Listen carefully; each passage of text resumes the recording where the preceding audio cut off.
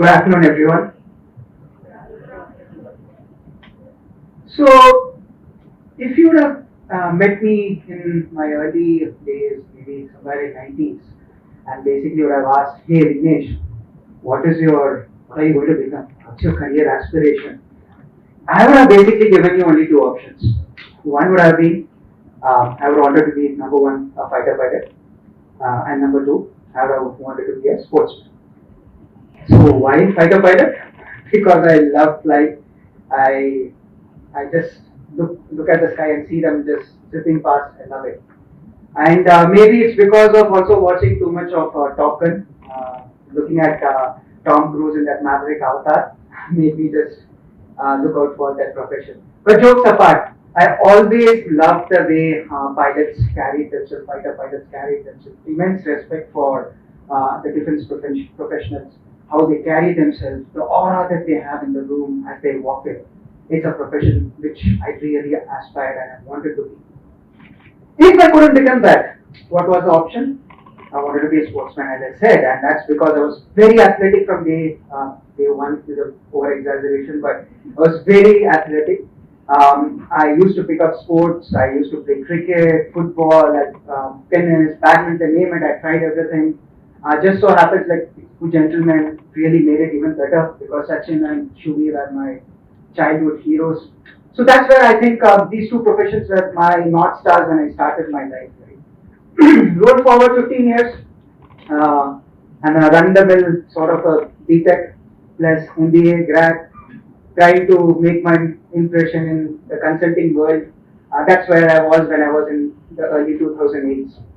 So where exactly in that 15 years did this aspiration of me being a fighter pilot or a sportsman disappear and close off?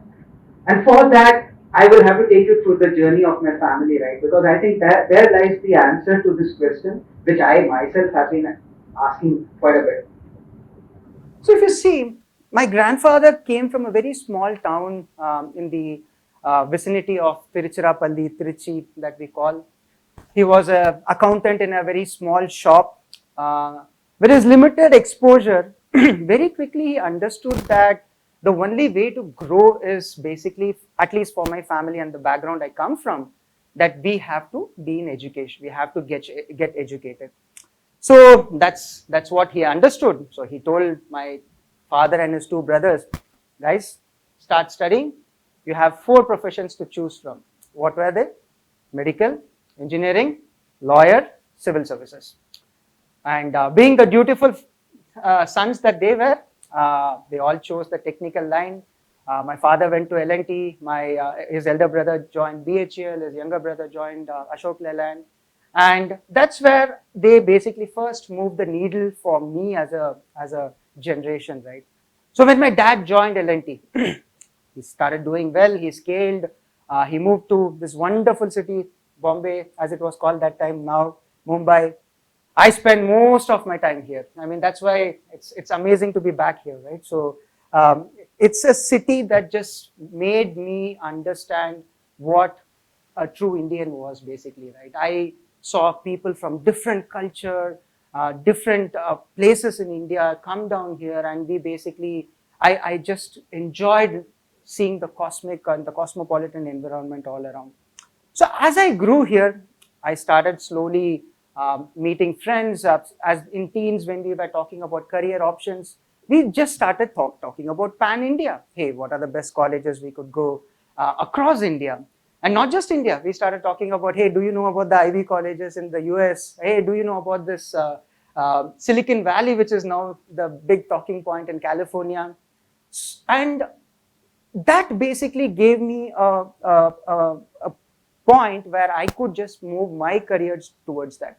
So as I said, that led me to do BTech, that led me to do further do my master's, and I took up a global role, which basically enabled me to work with multiple, like say, global companies and roam the world and actually put my dreams into action, right? So I traveled across the globe for work. I met different people across different cultures, how they work, etc. And I basically started painting the entire global map, as I would say. And that's where I stand today, leaving it for my daughter, maybe. I mean, this is what is the present. I call these as spheres of influence or spheres of, knowledge, basically. So what the gist of the story, I mean, I know all of you might be wondering where I'm going. The gist of the story was every decision that each generation of my family took from my grandfather was dependent upon how much information they had at that point in time. My grandfather had limited exposure. He gave that to my dad. He took that decision based on that information. He enhanced it, gave it to me. I basically over-rotated, or I don't know what I did. I just moved the needle, and I'm here giving a bigger sphere to my next generation for my daughter to basically take her own career choices. And that, I think, is the most critical thing that you should take away from here. Every decision that we take, every decision around our career depends upon what we know at that point in time. And that is the most defining change that I've seen in this generation specifically. Mainly because this generation aspires, thinks, dreams completely different from the way we or the previous generation like me does, because you have information at your fingertips. At your fingertips. Literally, you have it at your fingertips. So before I start on the technology part, the technology guy in me will not stop, so I have to get into a technology part. So before that, if you see my, it's funny to see that my daughter, when she has some questions, she basically starts asking Alexa, Siri, Google, before she even comes to me. That's the reality of today's generation, right? The generation today basically has so much information at their disposal that they can even, the technology has penetrated to every sphere of our life that we can take complex decisions based on what technology or what information we are getting from there. And for me, the three major things that technology did over the last 2 decades is what has changed so much in the current world. Number one, internet. Late 90s, early 2000s, I don't know how many of you would even recollect that. That was when the complete transformation of internet happened. We basically got internet, we started logging into it, seeing what's happening across the globe, sort of. And that was the time, truly the first time someone wanted to democratize information. If you look at it, we were around, if I recollect, 16 million people were using internet in 1995. That's it. That's around 0.4% of the world population at that time. Roll it some 25 years, 2022, it stands at a staggering 5.5 billion people using it, 70% adoption. Name a technology or name an instance in 25 years where adoption has moved from 0.4 to 70%. So internet for me was one of the most significant things that changed the way we live. Number two one, I'll move towards the end user computing devices, as we call in the technical world. But to simplify it, it is nothing but your mobile phones and your smartphones and your tablets and other things, right? So something very defining, earth-shattering is what I would call it, happened in the mid-2000s when the revolution of mobile phones came. Like when people basically started consuming internet, like people like me, I still remember we used to go to these cafes, internet cafes. We used to have this slow dial-in modems which used to pull internet into that big boxes that we used to sit in front. And we were restricted. We had to go home or we had to go to the cafe. Here, post 2008 or 6, whatever we want to call that time frame, we had powerful devices at your hand. It basically enabled us to consume data right there at your time. And the third most important thing is the two things that's going to connect you, right? Like you have the supply and you have the demand. How do you connect it? And that's the most critical change that happened over the internet connectivity, be it FiberNet, be it the 5G rollout that's happening. So if you see, innovation now is no longer dependent upon you being in a cosmopolitan city, you being in an IT hub, you being in the Silicon Valley, or you being in an Ivy college, because in those days, that is where information was available. Now you'll be surprised to know that the most innovative ideas are coming from the so-called tier 2, tier 3 rural that we call. That's where the innovation is happening. Why? because suddenly you have exposed a huge amount of talent pool to have quality information at their footstep. And that is the kickstart of where we are standing today. Like, why do we have so many startups? Why do we have so much of this entrepreneurial mindset? Why? The answer lies to how these three major revolutions completely eliminated the entry barrier for you to basically become an innovator or an entrepreneur. And still the question might be there, like, okay, Vignesh, you spoke so much about all these things, but why startup, right? Like, if you go by the facts, many of the startups don't do well. That's very well known.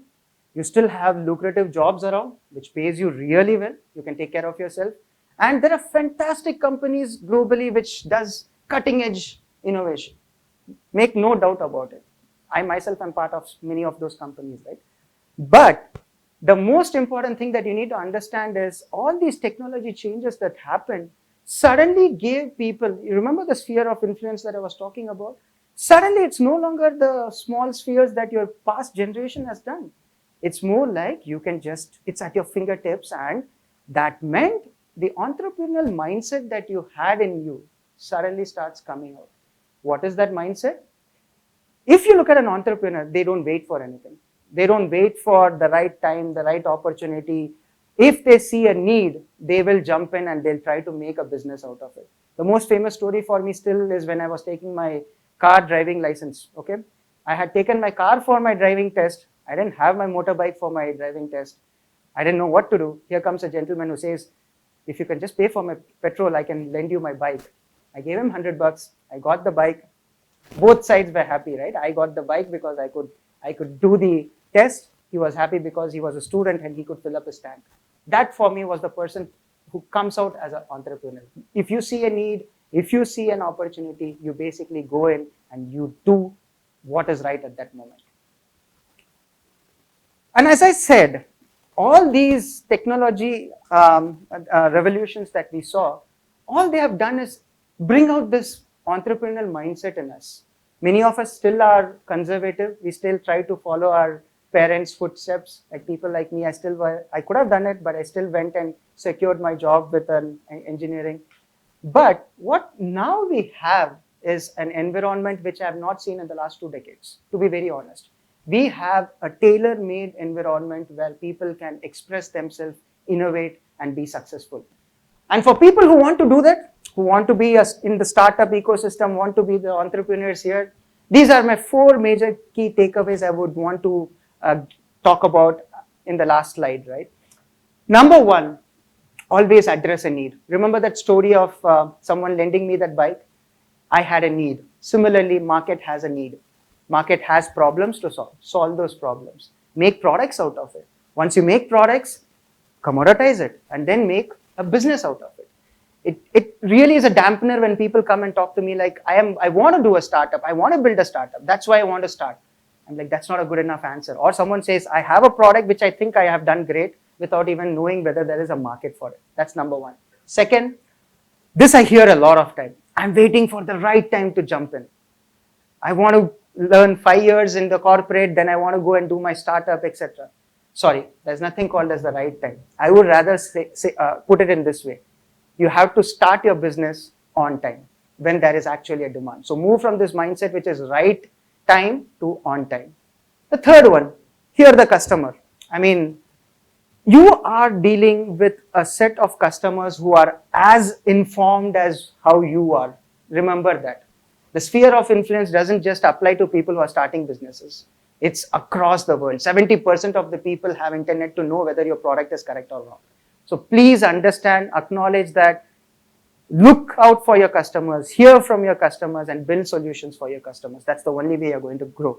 And the last one, as you scale, as you become a bigger series startup, let's put it, you become bigger, please do not stop that innovation that you have in mind. Please always keep innovating, keep hearing your customers, and then keep innovating.